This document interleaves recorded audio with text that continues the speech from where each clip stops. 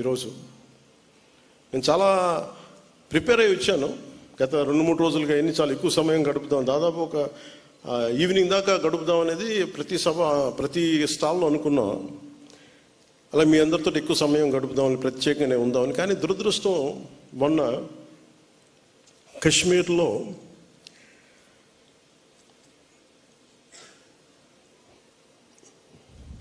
ప్రత్యేకించి టార్గెట్ చేసి మరి దాదాపు 30 మందిని చంపేయటం, చాలామంది క్షతగాత్రులు అవ్వటం, నా మనసుని చాలా కలిసి, సగటు భారతీయుడిగా, నథింగ్ టు డూ విత్ దీని పాలిటిక్స్ సంబంధం లేదు. అది ఒక ఉగ్రవాది తోటా పేలితే కన్నీళ్లు భారతదేశం నలుమూల వస్తాయంటానికి మన రాష్ట్రం కూడా నిదర్శనం. ఎక్కడో వైజాగ్లో ఒక రిటైర్డ్ బ్యాంక్ ఎంప్లాయ్, ఆయన ప్రాణాలు కోల్పోయాడు. ఎక్కడో కావల్లో ఒక యువకుడు చనిపోయాడు.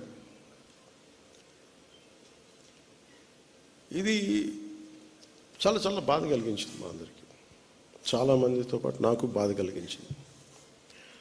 అంటే గ్రామాలు should be a part of national integration. Panchayat should become a part of national integration.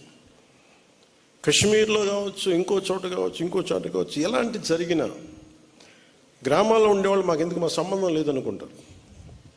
గ్రామాలు రాజకీయాలకు కావచ్చు, పొలిటికల్ పార్టీస్ కావచ్చు, కులాలకు కావచ్చు, వర్గాలకు కావచ్చు, దానికి ఫౌండేషన్ కింద కాకుండా జాతీయ సమగ్రతకి పట్టుకొమ్మల వాళ్ళు పంచాయతీలు. అంటే ఇది మీకు ఎక్కడ అయినా, ఎందుకంటే ప్రతి గ్రామం నుంచి ఎక్కడో చోట వస్తారు. ఎక్కడో శ్రీకాకుళంలో అత్యధికంగా ఉన్న ఒక పంచాయతీ నుంచిలో అత్యధికంగా సోల్జర్స్ వెళ్తారు అక్కడి నుంచి, ఒక పంచాయతీ నుంచి ప్రత్యేకించి. సో పంచాయతీలని ఎలా బలోపేతం చేయాలని ఒక ఉద్దేశంలో మొన్న ఆ సంఘటన జరిగిన తర్వాత దాని గురించి చాలా ఆలోచిస్తూ ఉంటే నాకు ఒకటే అనిపించింది. ఒక రాజకీయ నాయకుడు ఊరు లేదు, పేరు లేదు, ఉండదు, వాళ్ళ కుటుంబానికి తెలియచ్చు, కానీ ఆయన విగ్రహాలు పెట్టేస్తారు. ఏదన్నా విగ్రహాలు పోతే గోల చేసేస్తారు. కానీ ఏ దేశం అయితే మనకు ఆధారం ఇచ్చిందో, ఏ దేశం అయితే నీకు భారతీయుడని ఉనికి ఇచ్చిందో, ఆ భారతదేశాన్ని స్మరించుకునే ఒక ఏ చిహ్నం లేదు, ఎలాంటి చిహ్నం ఉండదు, గుర్తుండదు.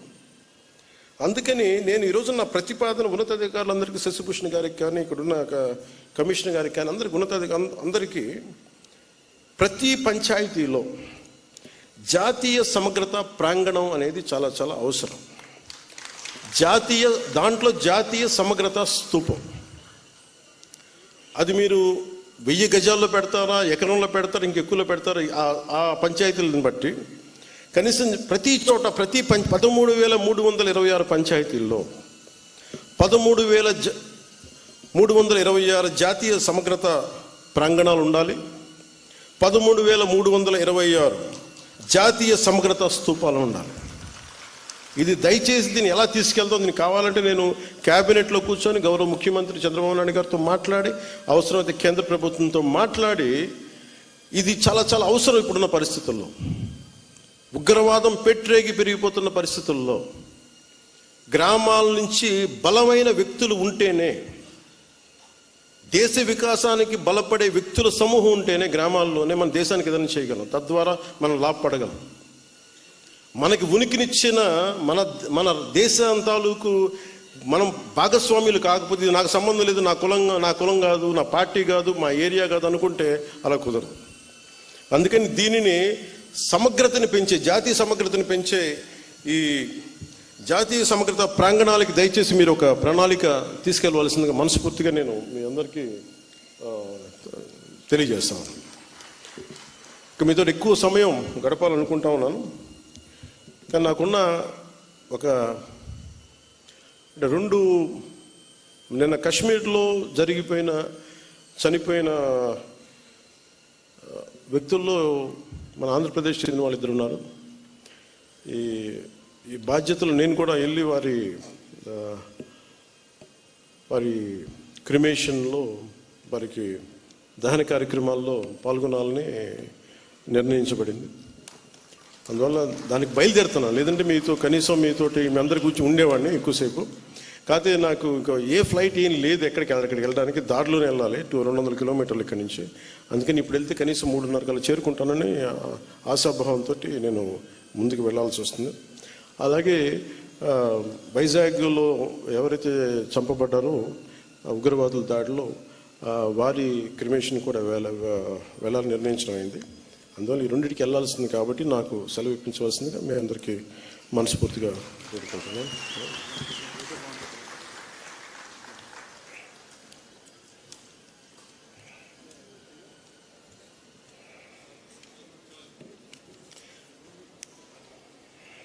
అంటే రాష్ట్ర వ్యాప్తంగా సర్పంచ్లు ఎదుర్కొంటున్న పలు సమస్యల్ని పాపారావు గారు దృష్టికి తీసుకొచ్చారు.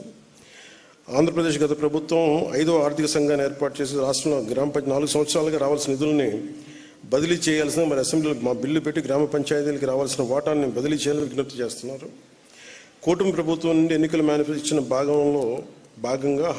భాగంగా రాష్ట్ర వ్యాప్తంగా సర్పంచుల గౌరవ వేతనాన్ని 3,000 నుండి 15,000కి పెంచాలని ప్రార్థిస్తున్నారు అని రిక్వెస్ట్ చేస్తూ ఉన్నారు. అలాగే వెంకటేశ్వర గారి దర్శనం కూడా ఉంది. ఈ మూడింటిని మేము ఖచ్చితంగా పరిశీలిస్తాం. ఇది నేను ముఖ్యమంత్రి గారి దృష్టికి తీసుకెళ్తాను, కేబినెట్ దృష్టికి తీసుకెళ్తాను తెలియజేసుకుంటూ మీ అందరికీ కూడా మనస్ఫూర్తిగా నా ధన్యవాదాలు తెలియజేసుకుంటూ సెలవు తీసుకున్నాను. జై హింద్. ధన్యవాదాలు సార్. మీ చేతుల మీదుగా ఉత్తమ సేవలు అందించినటువంటి స్వచ్ఛాంధ్ర కార్పొరేషన్ అలాగే తదితర కార్పొరేషన్ వారికి మీ చేతుల మీదుగా ప్రశంసా పత్రాలు అందించవలసిందిగా కోరుతున్నాం సార్. ప్రథమంగా best performing in Swachh Andhra rural Anantapur జిల్లా కలెక్టర్ మరియు మెజిస్ట్రేట్ గారు ఆ జిల్లాకు సంబంధించినటువంటి ఆ మొమెంటోను స్వీకరించడానికి రావాల్సిందిగా మనందరి కరతాళ ధ్వనుల మధ్య స్వాగతం తెలియజేస్తున్నాను. Doctor V Vinod Kumar IAS, welcome sir. అలాగే శ్రీ సత్యసాయి జిల్లా కలెక్టర్ మరియు మెజిస్ట్రేట్ శ్రీ టిఎస్ చరణ్ గారు, చేతన్ గారు ఐఏఎస్, వెల్కమ్ సార్, కంగ్రాచులేషన్స్. మనం కూడా చప్పట్లతోటి ఒక్కసారి వారికి అభినందనలు తెలియజేద్దాం. Shri TS Chetan IAS, collector మరియు డిస్ట్రిక్ట్ మెజిస్ట్రేట్ సత్యసాయి డిస్ట్రిక్ట్. అలాగే head of the department trainings under RGSA action plan 24-25 Shri Muthyalaraju garu IAS, commissioner APSIRD. Congratulation sir, it's a wonderful thing. And Shri B Anil Kumar Reddy IAS, MD Swachhandhra corporation, head of the department Swachhandhra rural తరఫున వారికి award అందుతూ ఉన్నది. మనందరి కరతాళ ధ్వనుల మధ్య స్వాగతం. Director MGNREGS Shri Y V Shanmukh Kumar IFS, overall implementation of MGNREGS. Congratulation sir. Shrimati T Gayatri Devi ENC RWS and S, Har Ghar Jal, head of the department